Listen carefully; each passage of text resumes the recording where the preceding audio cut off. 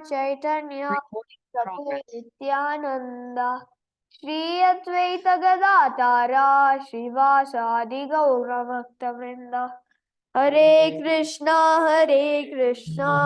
Krishna Krishna Hare Hare Hare Rama Rama Rama Hare Hare.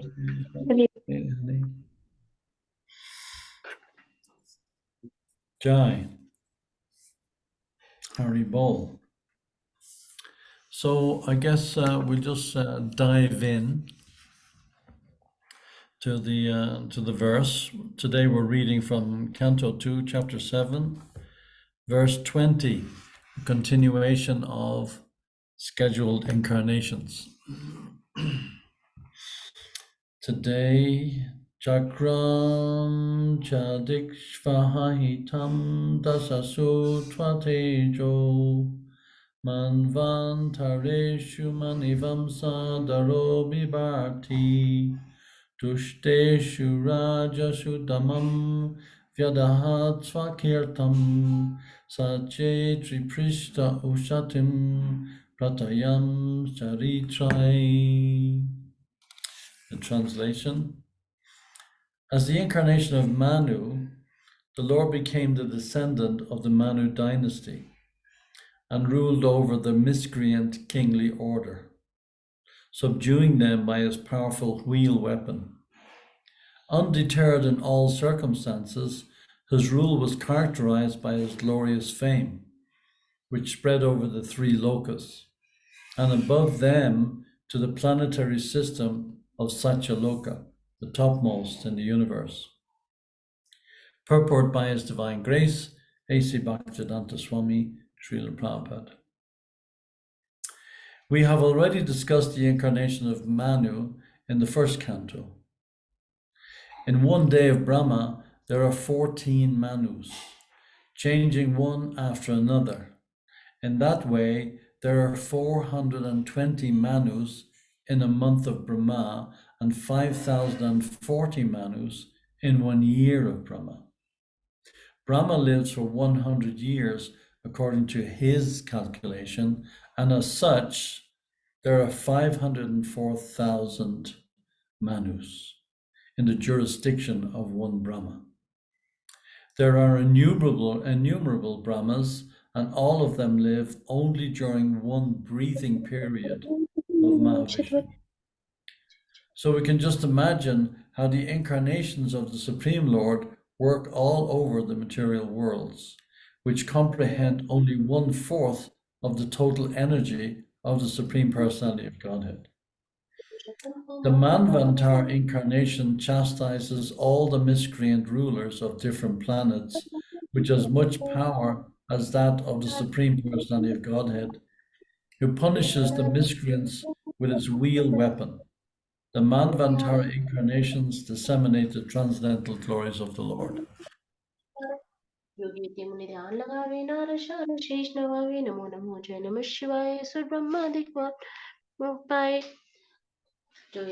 Hello.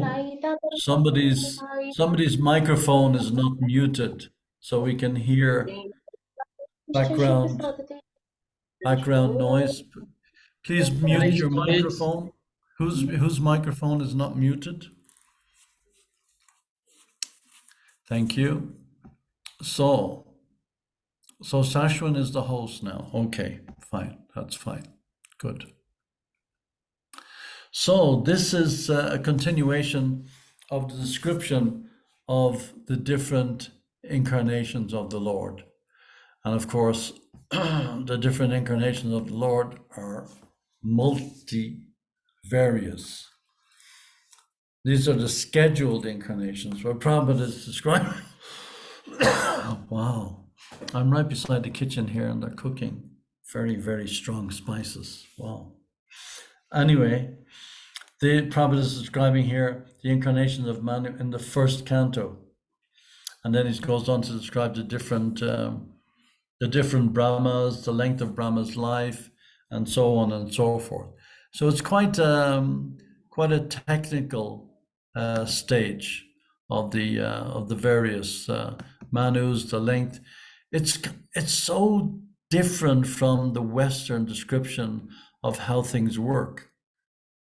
Like in Srimad Bhagavatam, there are 22 scheduled incarnations of the Lord, which are mentioned in this chapter. And each of these incarnations appeared during a particular Manu epoch, or what we call Manvantar, and performed their various pastimes for protecting human civilization, and as is described by Krishna in Bhagavad Gita, and establishing principles of religion, protecting devotees from miscreants, starting from Swayambhuva Manu, who's the son of Brahma, and from whom civilized population flourished on Earth, on the earthly planet, that followed the Vedic principles of religion. Very, very different from the modern day, predominantly Western civilization, which also follows principles of religion to some extent. All the various Western, predominantly European countries that conquered the planet, that conquered the world, whether it's Spanish, Portuguese, British, French, whatever, they all, for the most part, they follow the Christian religion. And they're basically the ones who dictated the role that religion should play in Western civilization, which became then American civilization, South American civilization, Australia, and they all conquered the planet, basically, and spread their version of religion all over the world. So their version of religion, their version of time, it runs in a linear fashion. Whereas the Vedic concept of time, it runs in a cyclical fashion. And as we all know from Bhagavad Gita, Krishna says, time I am. So time is eternal. The difference between time in the material world and time in the spiritual world is that in the spiritual world, the time has no effect. The time is still there. Krishna wakes up in the morning, he chants his Gayatri in Dwarka, he goes through the motions of behaving like the perfect husband, he takes care of his various palaces and his manifested extensions of himself in 10,108 palaces in Dwarka, and Rukmini being the principal queen, and so on and so forth. But it's a completely different concept to the way in which we grew up in Western civilization, which cannot even be called a civilization because it doesn't even deal with history in the sense that we understand and we know history from the Vedic perspective. So as the Lord appears, regardless of whatever incarnation the Lord appears in, he comes to establish the principles of religion and protect the devotees from miscreants, starting from Swayambhuva Manu, the son of Brahma, and his wife Kshatrupra, from whom civilized population flourished on the planet. And that was conceived by the 7 sages in the present Sweta Varaha Kalpa of Brahma's day.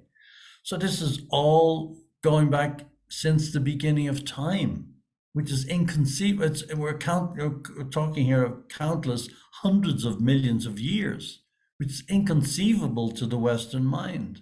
The Western mind doesn't even understand the nature of the soul.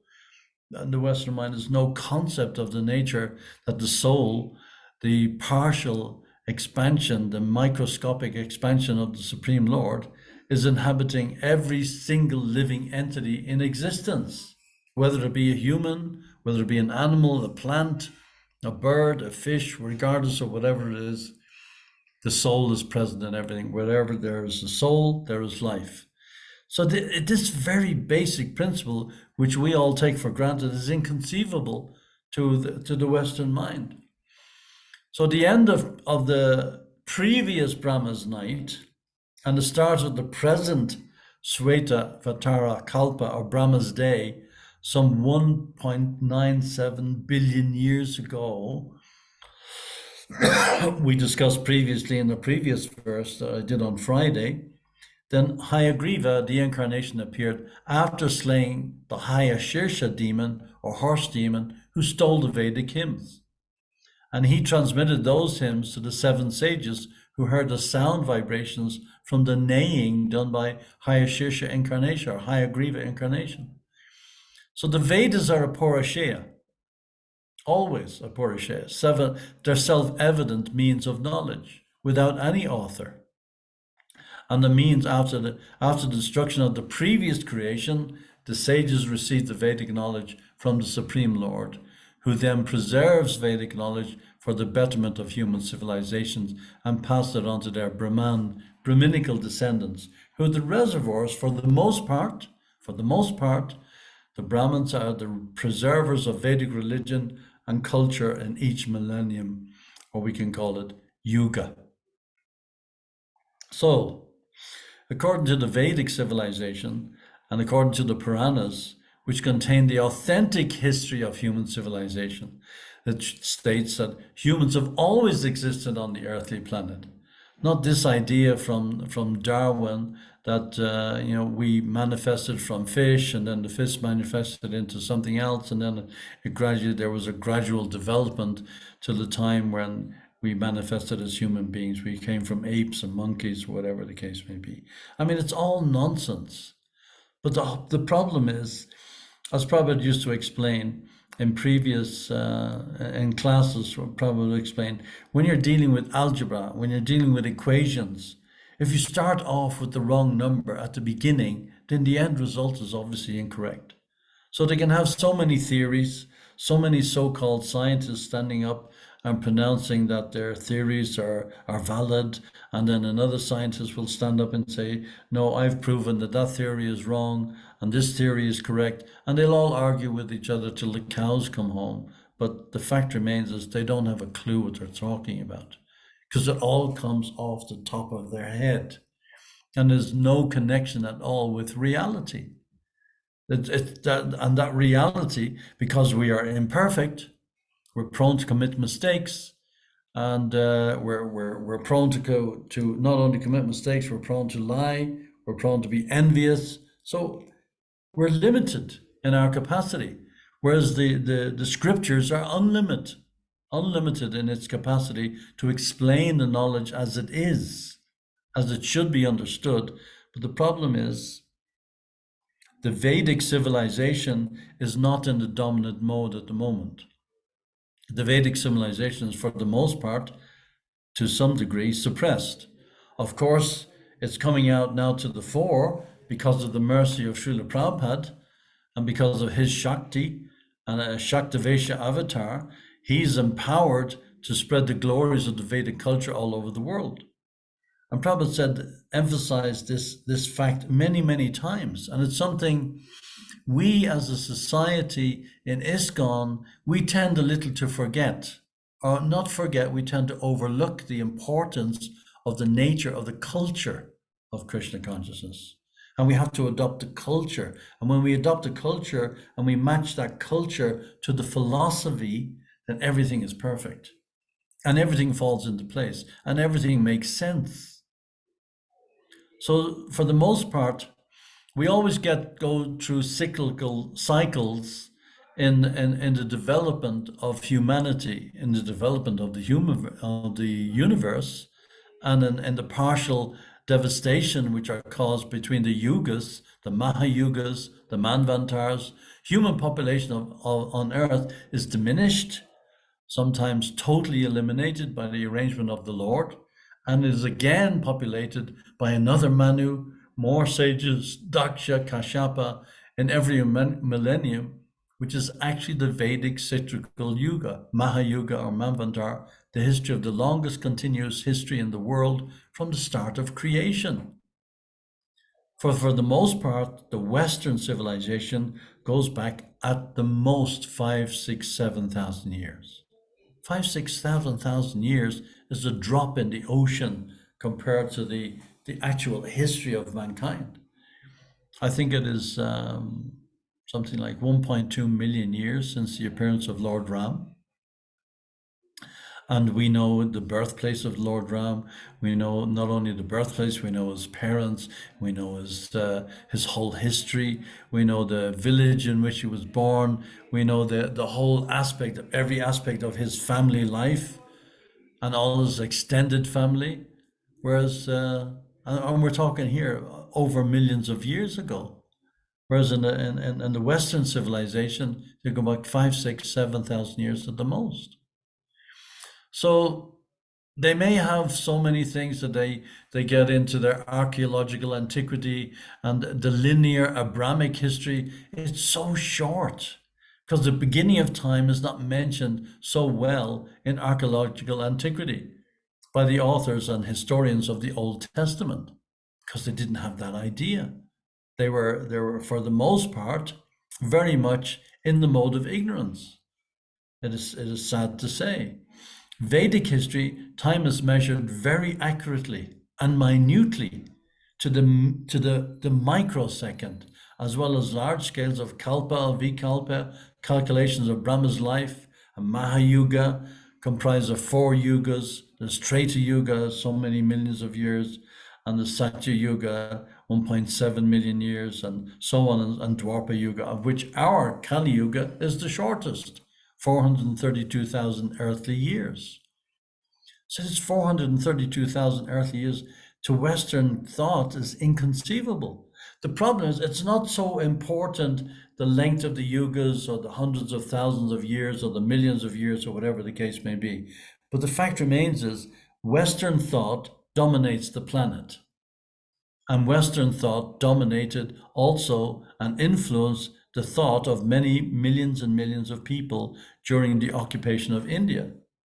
And when the British were occupying India and the rest of the world, not only India, then of course they brought their own version of history, their own version of humanity, their own version of philosophy, and it dominated. So everybody looked up to them as being the rulers.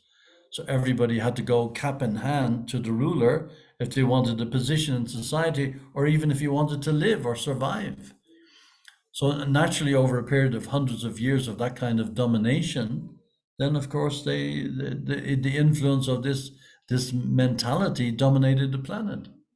So Prabhupada came to the West in New York and founded ISKCON in 1966 to turn this great big battleship of the mentality of the philosophy, and he had to turn it around 180 degrees and point people in the opposite direction to which they were going. And he succeeded in doing that. And we have hundreds of centers all over the world. And thousands of devotees going out on book distribution, going out on Harinam. I mean, it's a huge endeavor, but it's a start. But what on earth, look at the amount of Tamagun philosophy and Tamagun influence for the last 5, 6, 700 years of ignorance, completely based on ignorance, which was accepted as the highest knowledge. Then someone like Srila Prabhupada comes along and says, no, it's not the highest knowledge. You don't know anything, basically. You have to unlearn everything that you learned in your so-called education. Prabhupada said so often, so many times, the modern educational system is simply a slaughterhouse for the mind.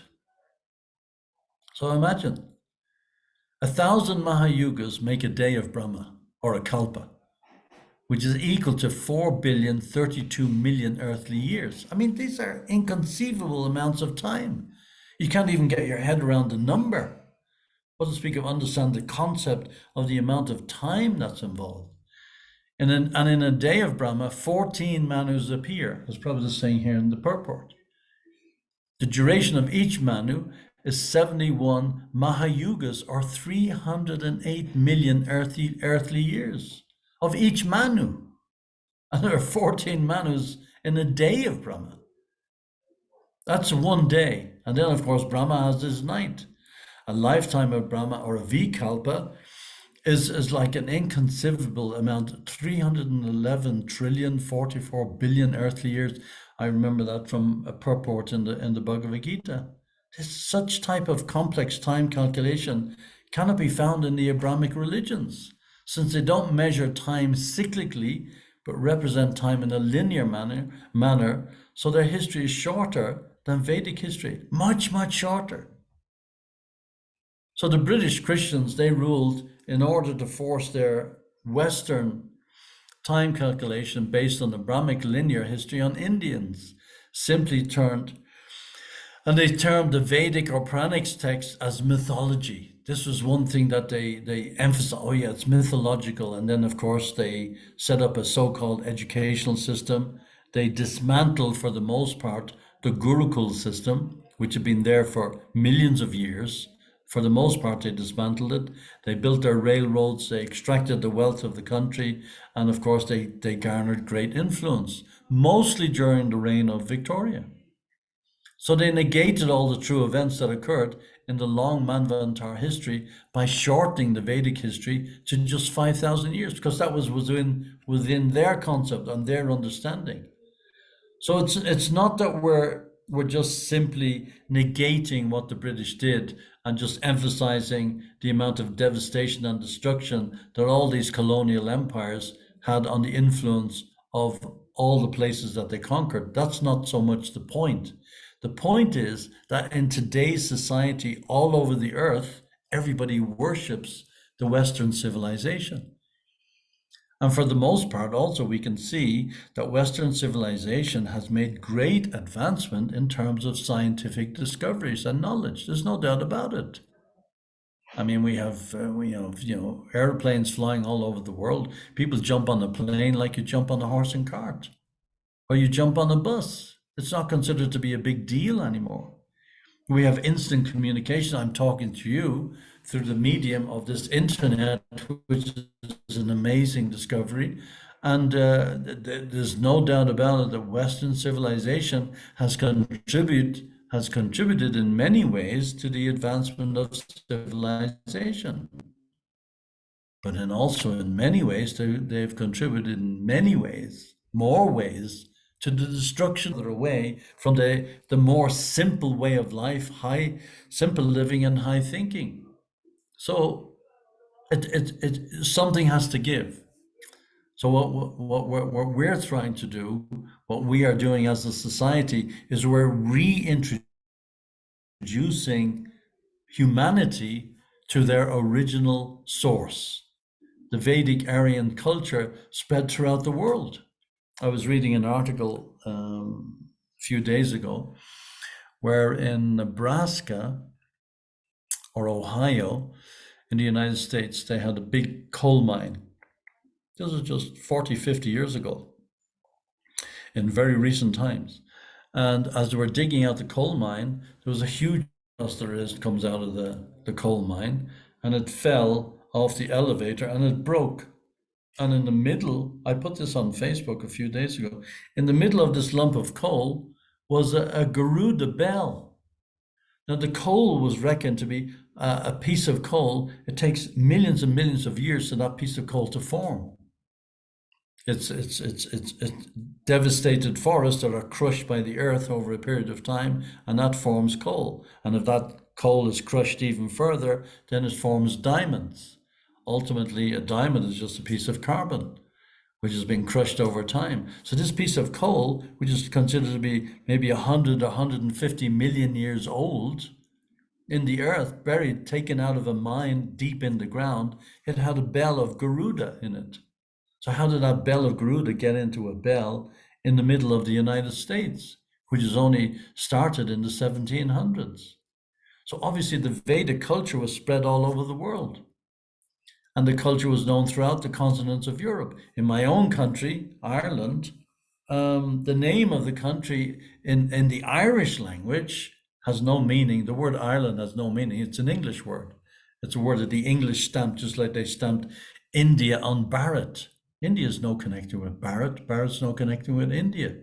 But they didn't know what to call it, so they called it India.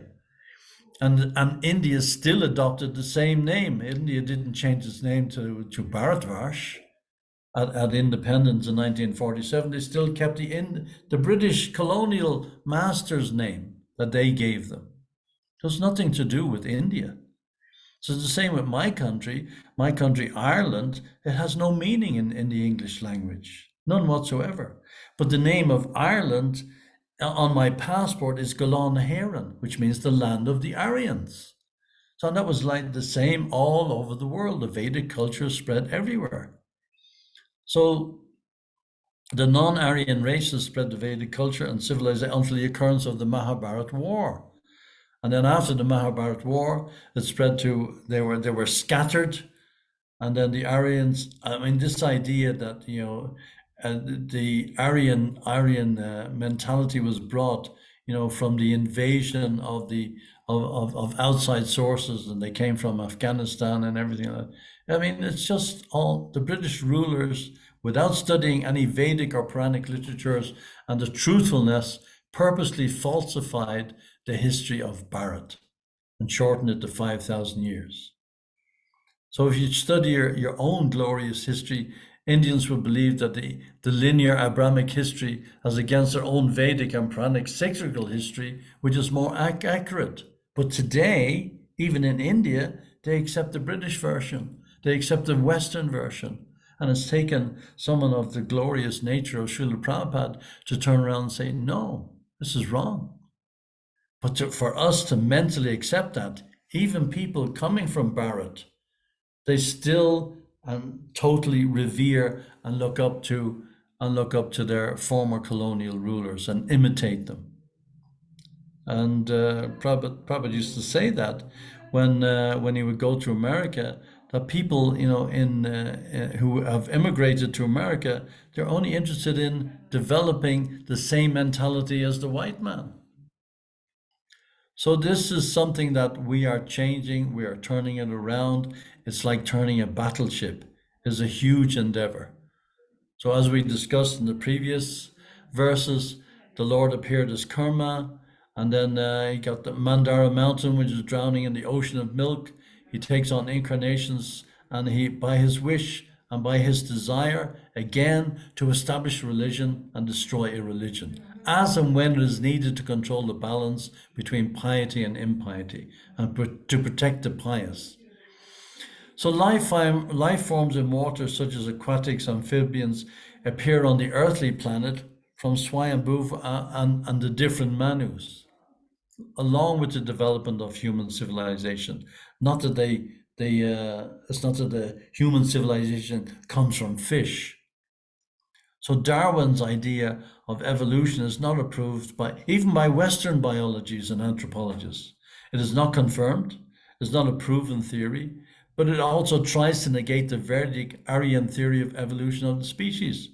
According to the Vedic version, the evolution of the species is based on the desire of the soul, which accepts bodies into various species, 8,400,000 species of life.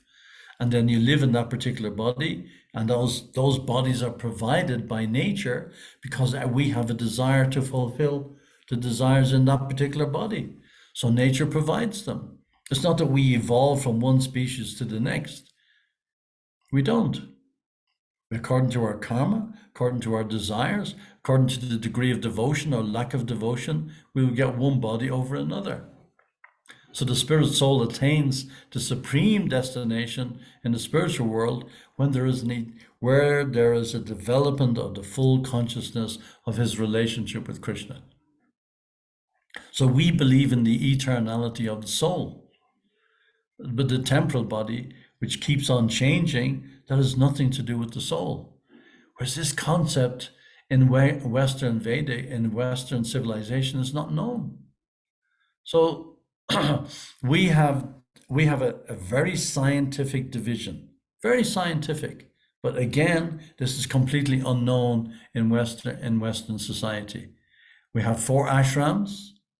We have brahmachari, we have grihastha, we have vanaprastha, we have sannyas. And all these stages are governed by the 4-fold stages of human development: dharma, artha, karma, and moksha. Of course, as devotees, as Vaishnavas, we're not interested in moksha. We go beyond moksha. We're interested in service. But these are the basic principles in the Vedic religion.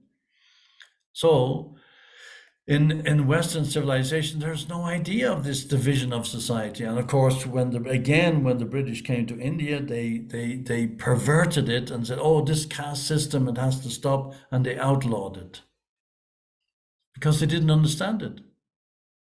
So in this Kali Yuga, the way of developing our understanding, our relationship with the Supreme Lord is through Harinam, through Japa, as prescribed by Lord Krishna and described by Lord Krishna and demonstrated by Lord Chaitanya Mahaprabhu, who appeared as a devotee to teach us the ultimate way of how to achieve perfection. So there are so many histories like that throughout the whole world where, histories come and go, some rise, some fall, the Roman Empire, the Greek Empire, the British Empire, so on and so forth. Today, of course, it's supposedly the American Empire, but they're all fading. They're all fading. And they all fade ultimately into oblivion, and then they're forgot. And then they just become a name in the history book, and nobody even knows who they were. Nobody, like we talk about the Greek gods and the Roman gods and this gods and that gods and all the other gods. Again, no basis in scripture, no basis in Shastra, no foundation. Like today in Western civilization, they don't understand, where did these dinosaurs come from? They can find bones and they can speculate that it was this, it was that, it was the other, but they've no experience of how did these animals, how did these monsters appear? But we have from so many histories in the Vedic civilization of how these personalities, how these forces on the earthly planet came through the different manus. There was so many different manus and so many incarnations that they appeared, and there also appeared different forms and different living entities at different times in history. So there's always been fighting between the Danavas, between the Asuras, and against their enemies, the demigods or the Devas. This is just a fact of life, and it goes through the whole history of humanity. From day one, there's been, like we did the other evening, we did Hayagriva, and how the Vedas were stolen from the mouth of Brahma, and then saved by Hayagriva, by the incarnation of Hayagriva. So Prabhupada is saying here that Brahma lives for 100 years according to his calculation. So 504,000 Manus in the jurisdiction of one Brahma. These kinds of times are just inconceivable to us. Inconceivable, because we are thinking in the linear fashion. So, but in the Vedic civilization, there is no limit. There is no limit. So the Vedic scriptures are without any, they're a porishaya. Always have been a porishaya. There's no one person who has created the Vedic literatures. They're self-evident. But for the modern civilization cannot conceive this. It's inconceivable for them. So as long as we're addicted to Western civilization, we can use Western civilization, we can engage Western civilization, we can engage the advancement of the Western society in the service of the Lord, but we cannot become so attracted to it and so enamored by it that it overtakes everything that we're trying to achieve. You have to see it for what it is. So there's always the case when the demons become prominent, that we're going to be celebrating, of course, on Wednesday, the appearance day of Lord Nrsingadev. And there are so many leelas like that, where the Lord appeared immediately to protect his devotee. As Krishna says in Bhagavad Gita, declare it boldly, O Arjuna, my devotee never perishes. So when we're celebrating on Wednesday, tomorrow is the disappearance day of Jayananda Prabhu. That's another glorious occasion. Who was a disciple of Srila Prabhupada. And he engaged in so many wonderful attributes to support Srila Prabhupada's mission. Amazing personality. But how much do we know about these personalities who came and developed and just completely surrendered to the mercy of Srila Prabhupada and gained so much from it? Jayananda Prabhu, he left his body just in May, this month of May, just a few months before Srila Prabhupada left. Prabhupada instructed devotees all over the world to commemorate the event of the disappearance of Jayananda every year as they would any great Vaishnav in the Vaishnav calendar. So this is a devotee born in California, a product of Western civilization. So we can change. Anybody can change, provided we engage in the service of Krishna. And whatever it is we're doing, whatever aspect of our life we engage in, we can just dovetail that in the service of Krishna. Jayananda was an all-American boy, and he was like a wonderful soul. I was sent out when I was doing the interviews for the Leela Amrita in the early 80s. Satrup Maharaj told me, when you go out, when you interview devotees about Prabhupada Leela, all the pastimes of Prabhupada, whoever you interview, try to get as many interviews as you can about Jayananda. Jayananda was he did an engineering degree, and he ended up as a cab driver in San Francisco. And Kurandar, Kurandar was Prabhupada's secretary. Kurandar opened so many temples on the West Coast. He once asked Jayananda, why didn't you get a better paying job than a cab driver? And Jayananda said, oh, I didn't fit in with the upper class crowd. Prabhupada offered Jayananda sannyas. Jayananda used to take out the garbage. Even up to the last months before he left the planet, Jayananda was the most amazing worker. He died from cancer, and Prabhupada gave him money to get treatment in the hospital. Prabhupada gave him money from his own account, and Prabhupada and Kurandar pretended to go to the hospital and use the money to get treatment in the hospital, but he gave the money back to the devotees secretly and told the devotees, please put that back in Prabhupada's account. Tell Prabhupada that I spent it on my treatment. He didn't want to use a single penny for himself. And when Kurandar left, Prabhupada wrote him a beautiful letter. Prabhupada was crying when he heard that Kurandar had left. Kurandar, being a taxi driver, he had only himself to depend on. He didn't have any family, and he never married. Although he wore white, he was a brahmachari from beginning to end. And he had accumulated his life savings of $5,000. In 1967, $5,000 was a fortune. He gave every penny to Prabhupada within days of meeting Prabhupada. So he's an introspective person. He felt empty and unsatisfied within himself during his college years. He would always say that he was never happy before joining Krishna consciousness. He was almost on the point of suicide until he met Prabhupada. And then when he met Prabhupada, he just surrendered everything. He heard about Prabhupada from an article in the San Francisco paper about an Indian Swami who had come to the Bay Area to propagate the chanting of the names of God. And Jayananda recalled feeling a ray of hope when he read the article. Thinking that the Swami may have something to offer, Jayananda made up his mind to attend the Swami's lectures, and he went to the temple in the Bay Area in San Francisco. Of course, Jayananda was different from everybody else. He had a suit, he was driving a cab, he had a collar, he had a tie. Everybody else was in their hippie clothes, long flowing hair, beards, beads, and all kinds of weird jewelry and weird costumes that they all wear. But Jayananda he looked completely out of place because he was the straight guy. He wasn't into religion at all, but he was attracted to Prabhupada.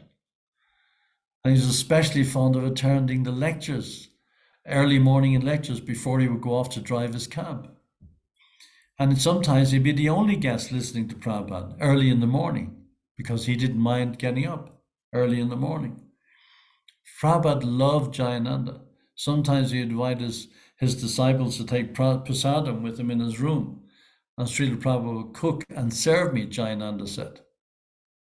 He didn't say anything, he just kept feeding me. This was Jayananda's recollection.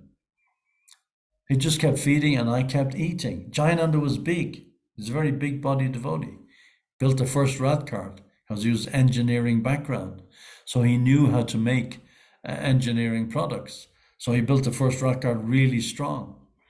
And as I told you before, Shama Sundar, he carved the first Jagannath deity from the deity that Malati brought back. She brought back a tiny little deity that she bought in the shop, a deity of Jagannath, and showed it to Prabhupada and said, you see, I picked this up in the shop. Prabhupada immediately paid obeisances. The devotees didn't have a clue what it was. Prabhupada said, where are the other two? What are the two? There must be another two murtis that go with that. So, well, I didn't notice. Go back to the shop and see if you can find. So Malati went back and bought the other two deities in the shop and brought them back to Prabhupada. Prabhupada says, no, we have to have a Rath Yatra. That's how the Rath Yatra started. And he asked Shamasundar to carve the deity of Jagannath. Shamasundar started carving the deity. He was a sculptor and an artist. He was very good expert in woodworking. And as he was carving the Jagannath deity, chiseling away this big 3-foot tall deity, he was smoking a cigarette and keeping a cigarette on top of Jagannath's head. This is what Prabhupada had to work with in the early days. Prabhupada came into the workshop and said, Shamasundar, you can't be smoking and keeping your cigarette on Jagannath. So he stopped.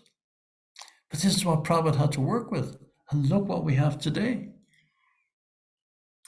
So Jayananda, he was one of the most amazing persons that came to Prabhupada. Immediately gave Prabhupada $5,000. And Prabhupada put an honor. When Jayananda's left, Prabhupada said, you gave me the $5,000 which helped me to print the Bhagavad Gita. Prabhupada loved, and one time Jayananda used to clean the kitchen, he used to wash the pots, he used to do the cooking, he used to distribute the prasadam, he used to go to the market. He did all the donkey work. When Prabhupada offered him sannyas, because he was so renounced, Jayananda just laughed. Srila Prabhupada, how can you give me sannyas? I'm a Sudra. And both of them laughed together. Prabhupada knew the value of his service. Prabhupada respected the value of every devotee's service, but Prabhupada absolutely loved Jayananda, whose disappearance it is tomorrow. He was completely and totally surrendered to Prabhupada. Anything Prabhupada asked him to do, he would do it without hesitation. But Jayananda loved prasadam. He worshipped prasadam. If a little prasadam was spilled on the floor, immediately Jayananda would pick it up and eat it. He loved to cook, he loved to offer, he loved to distribute. Whenever he'd go to the market, he would give the prasadam to all the people in the market. And everybody in the market knew him, everybody in the wholesale market, they loved Jayananda. And they'd always call him, Jayananda, Jai, come here. I have a spare sack of potatoes. I have a bag of cauliflower. I have a bag of this. Please, you just take. And sometimes he would go with the budget to buy the boga from the market, and he would come back with the same budget, not having spent a penny. He would give prasadam to the policemen. Everybody he met, he would give them prasadam. And they all became addicted to his prasadam. He was considered to be one of the best cooks in ISKCON. He would take out the chanting party. He was enthusiastic right to the word go, right to the very end. He could attract hundreds of people to Krishna consciousness. Whenever a new devotee walked in the door of the temple, immediately Jayananda would sit him down, give him a plate of prasadam. And he was just an incredible person, absolutely incredible person. Prabhupada said in the early days to the younger devotees who came in the door of the temple, Prabhupada said, you should eat until you waddle like a duck. You know the way a duck walks, walking like that? Prabhupada said we should eat like that. and Jayananda would honor mountains of prasadam. So when Prabhupada heard that Jayananda had left, Prabhupada was in tears. That's a wonderful, wonderful letter that he wrote to Jayananda, glorifying Jayananda. That's why Prabhupada said every year, every Rath Yatra, every temple around the world should have a picture of Jayananda on the Rath cart. Prabhupada said he went back to Godhead. And if he had a slight tinge still remaining of material desire, then he would enjoy in the heavenly planets, and from the heavenly planets live out his material needs, and from there go straight back to Krishna Loka. Prabhupada blessed him, as he blessed all of his disciples. So when we're going through the stories of the Manvantaras, we should also remember the great devotees whose disappearance day we're going to celebrate tomorrow. As far as I can recall, Jayananda is the only devotee of Prabhupada's disciples who's in the Vaishnav calendar, and that is according to Srila Prabhupada's instructions. So Prabhupada blessed Karandar. So Karandar used to say, so many things will come and go, so many things may happen in your life, but one thing you should always remember is to have faith in the holy names of the Lord. Jayananda's preaching was so attractive to the non-devotees. There was a devotee called, I can't remember, Chandanacharya. He remembers seeing Jayananda engage in preaching late at night. It's 11 o'clock, 12 o'clock at night. Jayananda was up fixing a broken down Sankirtan van. As he lay on his back walking under the van, he was preaching to two hippies who were standing nearby. All they could see of him was a pair of legs sticking out from under the van. But they stood by listening, completely absorbed in Jayananda's preaching as he worked away under the van. And those two hippies became devotees. That was Jayananda. Everybody he met, he spoke to about Krishna, and he spoke to especially about Prabhupada. As soon as anybody would take the slightest interest in hearing, he would speak to them about chanting and speak to them about Prabhupada. He had no protocol, no strict etiquette, just sincere, confidential glorification of Krishna. He would always, even in the late days, he would be seen preaching to guests from his wheelchair, even during his last days in the world. Devotees who knew him could tell from a distance exactly what he was saying. You just have to have faith in the name. And that's what Lord Chaitanya came to teach us. He was the most humble devotee. When I was doing the interviews for the Lilamrita, so many devotees gave me so many stories about Jayananda. I wish I'd ever had the opportunity to meet him. But in a way, I did meet him, because we can discuss the glories of the devotees forever, and there's never any loss. So the Manvantaras, the verse again, as the incarnation of Manu, the Lord became the descendant of the Manu dynasty and ruled over the miscreant kingly order, subduing them by his powerful wheel weapon. Undeterred in all circumstances, his rule was characterized by his glorious fame, which spread over the three lokas and above them to the planetary system of Satyalok, the topmost in the universe. So that's the end of verse 20, and we see we have a few minutes left. If there are any questions or comments, please, I'd be very, very grateful. Thank you very much for your patience. Thank you for listening. All glories to Srila Prabhupada. Hare Krishna. Jai.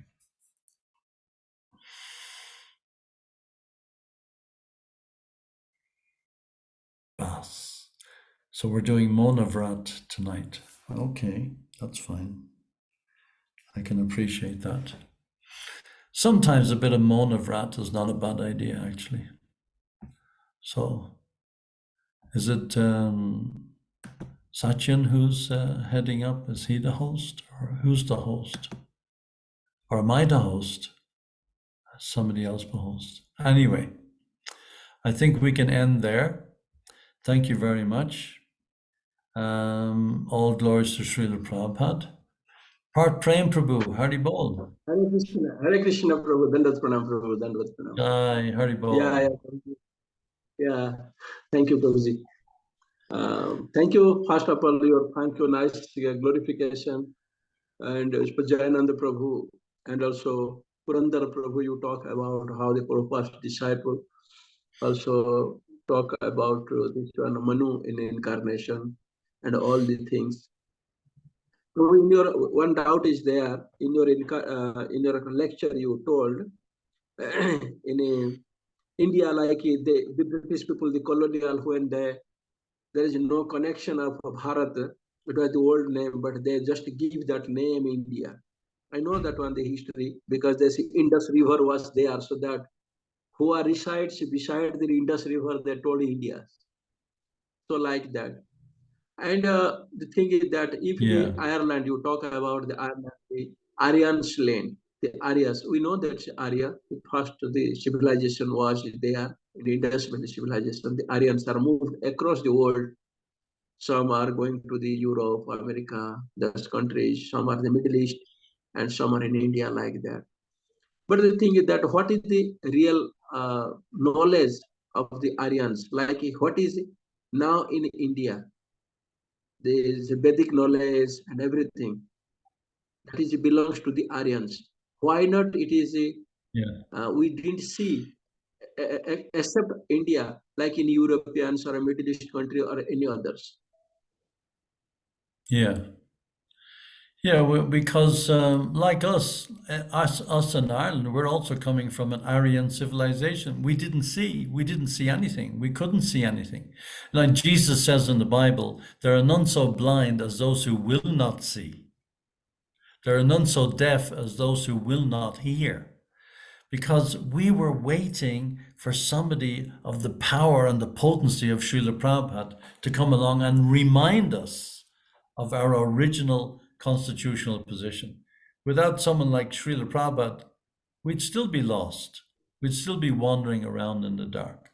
But because of the potency of Srila Prabhupada and him taking the mission of his spiritual master, Srila Bhaktisiddhanta, to heart so seriously, then he was able to spread the mission of Mahaprabhu all over the world. Because we're blinded. We're completely blinded.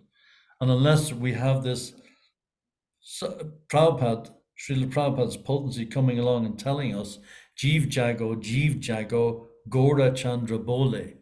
What hope is there for us? Without the mercy of Guru, without the mercy of Guru, we cannot get Krishna. Without the mercy of Krishna, we cannot get Guru. So the two go hand in hand.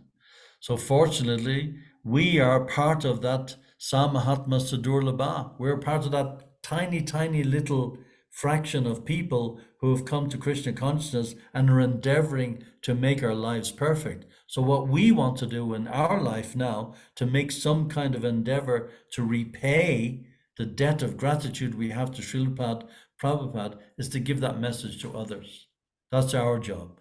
As the grand disciples of Srila Prabhupada, our job is now to push on the mission and make sure that it doesn't become stagnant, and we fully appreciate and spread the glories of Srila Prabhupada and spread the glories of Mahaprabhu all over the world. So this is our job. We have to make sure we push it on. And we also become sincere. And we also become good devotees and spread the mercy of Prabhupada everywhere. And it is possible. If we have the example of, that perfect example of Jayananda, he reached the stage of perfection. According to Prabhupada, he went back to Godhead. So it does work. The philosophy does work. The chanting of the holy names, it does work. But we have to have that faith. We have to invest that faith in that time and that energy and dedicate our lives and be serious. We see so many devotees. In the last week, I know the main focus of the devotees in the last few weeks has been on the departure of Gopal Krishna Maharaj. And that is a tragedy for his disciples. But we see in the last week I have got news every day in the last week. Even 2 of my godbrothers have disappeared in the last week.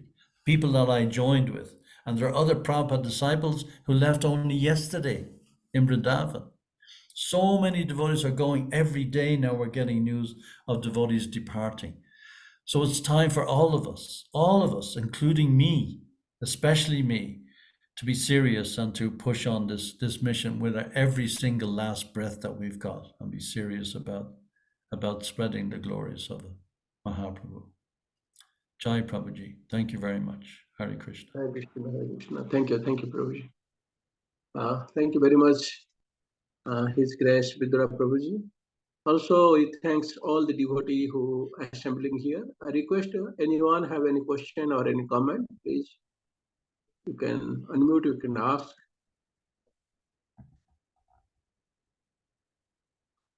If you know there are any question, so we can please unmute yourself and chant Hare Krishna mantra for glorification of His Grace Vidura Prabhuji. Please join everyone.